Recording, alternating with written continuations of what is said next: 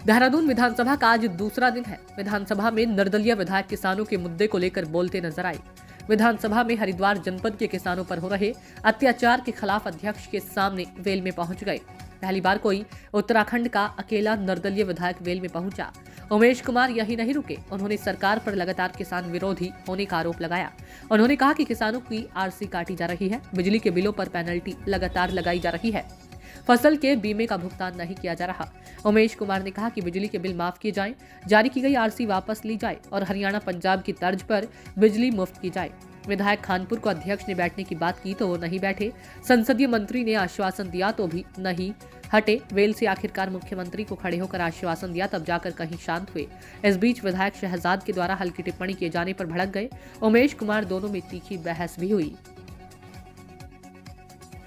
देखिए, सदन में आज वेल में जाने का कारण ये रहा कि नियम 58 और 310 में आज 2 दिन के लिए सस्पेंड किए हुए हैं कि भाई हम नियम 58 और 310 में सुनवाई नहीं करेंगे। तो इसके चलते मैं वेल में गया और मैंने माननीय अध्यक्ष जी से कहा कि हमारे लिए यूनिफॉर्म सिविल कोड भी ज़रूरी है, हमारे लिए आंदोलनकारियों के जो आश्रित हैं उनके लिए आरक्षण भी ज़रूरी है, लेकिन हमारे लिए जो हमारे जनपद में किसान हैं, हरिद्वार जनपद में जो किसान हैं जो बाढ़ से पीड़ित है, जिनकी फसलों की फसल खत्म हो गई, उनकी आरसी कट रही हैं, उनसे रिकवरी के लिए तहसीलदार उनको गिरफ्तार कर रहे हैं, उनके बिजली के कनेक्शन काट दिए गए हैं, पानी फसल को देने के लिए ट्यूबवेल चलाने के लिए बिजली नहीं है।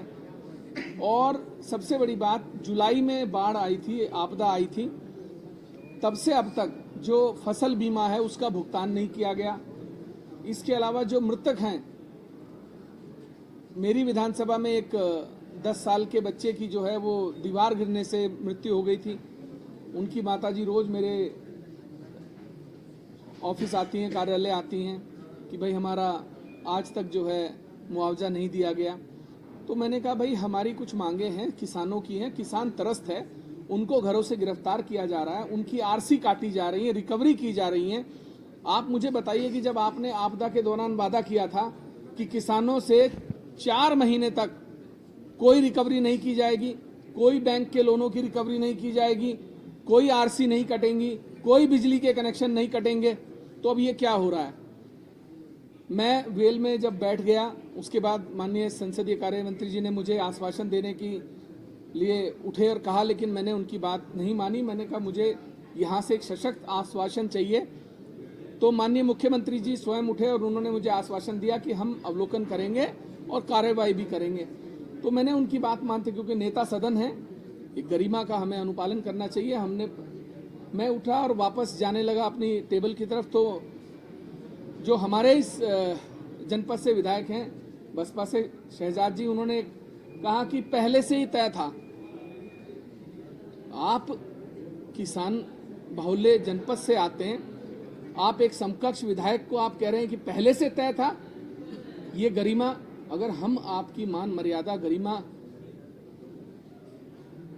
मानते हैं तो आपको भी हमारी गरिमा रखनी चाहिए। आप ऐसी हल्की बात कैसे कह सकते हैं? इस बात को लेकर उनसे मेरी सदन में बहस हुई तो मुझसे कहने लगे आओ देख लूंगा। मैं कहा देख लो, यहां देख लो, सदन के बाहर देख लो, जहां देखना चाहते हो देख लो, डरता हूं क्या?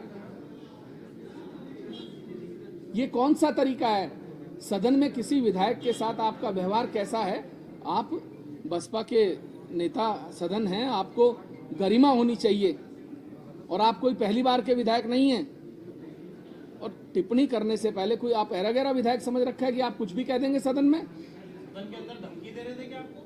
धमकी दे रहे थे, धमकी का जवाब दिया मैंने। आप सदन की कार्रवाई देख लीजिएगा, आपको पता लग जाएगा। देख लूंगा, क्या देख लोगे? यहां देखोगे या जनपद में चल के देखोगे? चलिए देखिए। तो इस बात को लेकर हमारी बहस हुई। मेरा बस इतना कहना है सरकार से, हमारे लिए यूसीसी भी जरूरी है, हमारे लिए आंदोलनकारियों के आश्रितों का बिल भी जरूरी है, लेकिन हमारे लिए किसान भी जरूरी है। और हमारे जनपद में 80% किसान बाहुल्य क्षेत्र है। आप कृपया संज्ञान लीजिए। जो बैंकों की आरसी कट रही हैं, जो बिजली के बिलों पर पेनल्टियां लग रही हैं, जो रिकवरी के आदेश आ रहे हैं, जो फसलों का बीमा अभी तक भुगतान नहीं किया गया, इन सब का संज्ञान लेकर कार्यवाही कीजिए। मेरा इतना ही अनुरोध है। अभी बहस चल रही है, विपक्ष अपनी बात रख रहा है और सरकार अपनी बात रख रही है। मैं गलत नहीं बोलूँगा क्योंकि मैंने अभी पूरा अवलोकन किया नहीं, इतना समय मिला नहीं, लेकिन मैं इसका अवलोकन करूँगा और कल जो भी होगी मेरी बात, मैं इसके ऊपर अपनी बात रखूँगा। धन्यवाद।